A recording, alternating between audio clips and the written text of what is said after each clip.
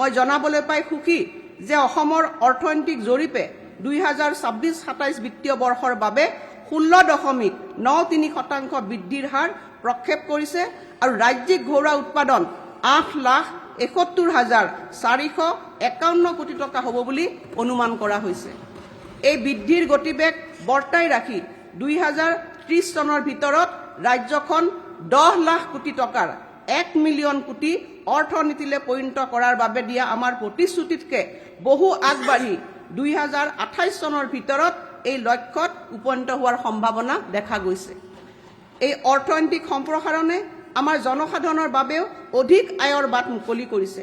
মই গৌৰৱ অনুভৱ কৰিছোঁ যে অসমৰ জনমূৰি আয় বৰ্তমানৰ মূল্যত দুগুণকৈ অধিক বৃদ্ধি পায় 2020-21 বিত্তীয় বৰ্ষৰ 86,946 টকাৰ পৰা 2025-26 বিত্তীয় বৰ্ষত 1,85,429 টকালৈ হৈছেগে, যিয়ে 113% বৃদ্ধি প্ৰতিফলিত কৰিছে।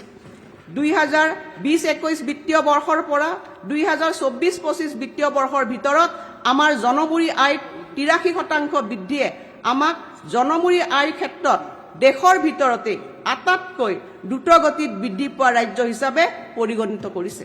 আমাৰ অৰ্থনৈতিক বৃদ্ধিৰ আটাইতকৈ উল্লেখযোগ্য সূচক হৈছে আমাৰ নিজা কৰ ৰাজহ, যিটো যোৱা 5 বছৰত গড়ে 13%তকৈ অধিক হাৰত বৃদ্ধি পাইছে।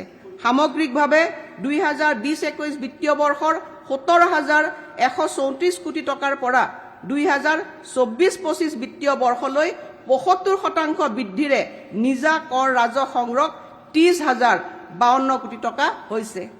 ঐতিহাসিকভাৱে উত্তৰ পূবৰ বহু ৰাজ্যই কেন্দ্ৰীয় মঞ্জুৰি আৰু সাহায্য অনুদানৰ ওপৰত বহু পৰিমাণে নিৰ্ভৰ কৰি আহিছে।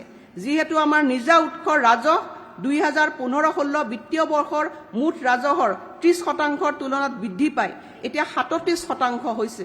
2015-16 চনত আমাৰ বাজেটৰ পুঁজি ব্যৱহাৰৰ হাৰ 58%তে সীমাবদ্ধ আছিল।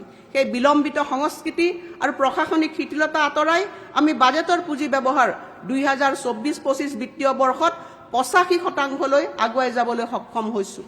মূলধনী ব্যয় বৃদ্ধি পাইছে, ঋণ বিচক্ষণতাৰে পৰিচালনা কৰা হৈছে।